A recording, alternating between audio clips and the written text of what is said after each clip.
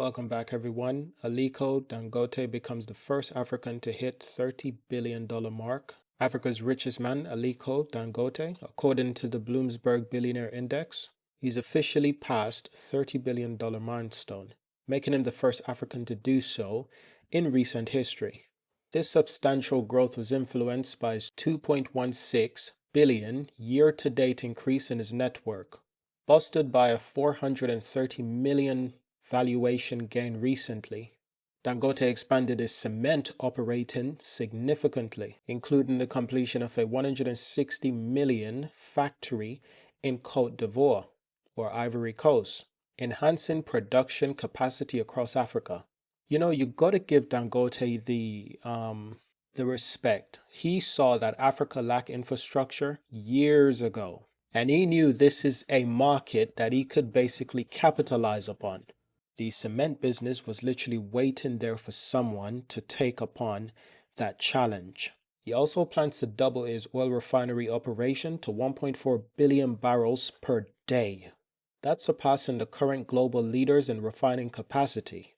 Dangote can single-handedly do exactly what Africans have always known Africans are capable of, but the wider world has always underestimated Africans in these areas.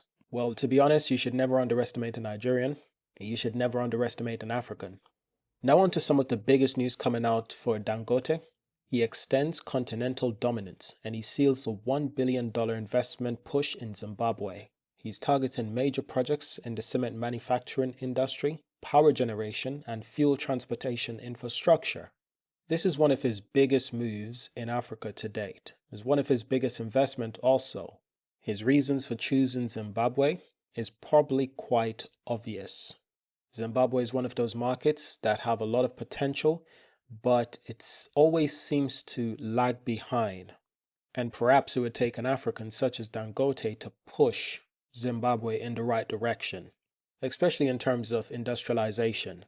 Now, this only signals to other Africans that the business platform in Africa is greater than the entire world ever wanted to admit. The business landscape, the business opportunities in Africa, just great opportunities waiting to take place.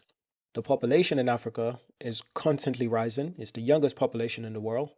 But also more fundamentally, the middle class is growing consistently fast, faster than anywhere else in the world, except for maybe Asia or Brazil. And the incredible thing about Africa's middle class, it's still in its infancy, so it still has a long way to go. So the rewards for doing business in Africa, especially business in the industrial complexes, basic necessity needs of one economy, that is Dangote's fundamental strategy. Dangote's prior investment attempts in Zimbabwe faced challenges under former President Mugabe's administration. However, Zimbabwe's current president is significantly more receiving to Dangote's business approach. So what Dangote wanted to do maybe 10, 20 years ago in Zimbabwe, you can see just having the right leadership in place can really do for a country. Having leadership in place that have a broader visionary mindset might have more impact long term. The initiative stands as one of Zimbabwe's most significant private sector commitment in years, and underscores growing investment confidence in President Emerson Mnangagwa's economy reform agenda. And there's a lot of industry and a lot of economy across Africa that needs more reform. It needs reform, it needs accountability, and it needs forward-thinking, long-term strategies. And Dangote, as a businessman, is the ultimate long-term thinker in terms of business strategy. And like I said, he sticks to the more essential sectors of businesses. He also sticks to the more traditional sense of businesses, meaning infrastructure, basic utilities. So sugar refinery, because people always need sugar. Cement, people always need cement, because they're always building something, no matter what. And Dangote business primarily focus on West Africa. But you can see when the opportunity arises, when there's good leadership in Ethiopia, he reaches out with commitments to do business in Ethiopia, East Africa. He does the same thing with Southern Africa, Zimbabwe. This is one African man on a large scale industrializing many industries, many economies across the continent. Now, there are a lot of other people rich people, wealthy people, Africans that are also doing similar business strategies to what Dangote is doing. They're doing it on a smaller scale, and they deserve their notoriety as well. We've got some Africans that are making steel manufacturing complexes in places like Ghana. We want to make some videos on that as well, because ultimately you need small businesses to fuel an economy, but you also need mega businesses like Dangote. Dangote businesses are hard to fail because he's expert in his field. He's expert in what he's doing. His businesses are such essentials. Even in difficult time for his businesses is able to sustain itself. While smaller businesses, smaller investors might be a little bit more at risk with their investment. So we want to make videos on those people as well.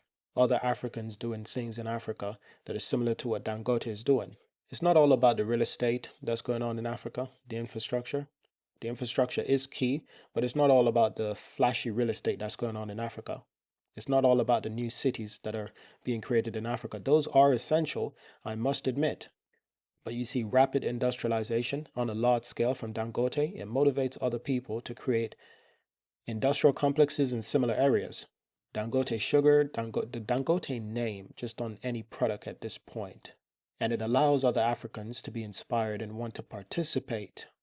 Now, you might look at it and say Dangote has a monopoly over the cement industry in Africa or in West Africa or in Nigeria. Perhaps he does. But there was a time no Africans control this industry. Thankfully, there is an African who controls it now. So you might say it's a monopoly. I'd rather have a monopoly than to have no one doing it at all. And we got to import, refine goods from other parts of the world like Asia or Europe. No, it's better to refine it in Africa, get it done in Africa, do business in Africa for Africans. So yes, it's a monopoly, but that monopoly is inspiring other Africans to do the same thing to get a small share of the market. And a small share of the market will turn into a larger share when combined businesses consolidate. They consolidate, they merge together. This has happened famously across Europe. This has happened famously across Asia, where you have small competitive business. They merge together with another business, and they take up a larger percentage of the open market. Suddenly, the industries that started out as monopolies can quickly turn into a more competitive field, give or take some time. But it's a strategy that we've seen work before. And right now, it's a strategy that's working primarily for Dangote's industry. Now, previously, Dangote's cement business in 2015 proposed a 400 million cement plant with a projected annual capacity of 1.5 million tons. However, those plans stalled under former President Robert Mugabe, whose administration was widely viewed as resilient to foreign-led industrial projects. Isn't that interesting? It's the same continent, of course, but do not be fooled. The work is still a long way to go.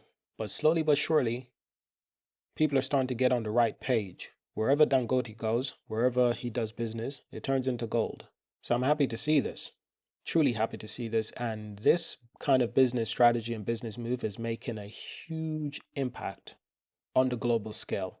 It's making a huge impact on the global scale, especially Dangote's refinery makes huge impact on a global scale. Honestly, it scares some people that an African is capable of doing this. But this is no ordinary African. This is a Nigerian. And if you know anything about Nigerians, they are incredibly intelligent, incredibly sophisticated, incredibly refined with business. You don't want to compete against a Nigerian in business. It's not just the Nigerian. We're seeing all across Africa, in smaller numbers naturally, but all across Africa. Either the older generation, they do more basic necessity business, and the new generation of Africans, they're creating media companies, they're creating tech companies. Now, to be honest, an economy, it needs both. Given that the economy needs both, it's really good to see that both strategy works at the same time. It's good for both generations. It's a brilliant strategy for both generations, and ultimately, again, once we've seen, you can take a look at America. It's a great example of where tech and necessity businesses takes place, and it funds the economy in such a great way. Essentially, no economy is run on just one industry, one sector. You need it to be well diversified. So I want to know from you, what do you think about this major move from Africa's richest man? Hope you enjoyed this video. Thank you for watching. Subscribe to see more. Leave a like, leave a comment, and I will see you in our next video. Peace.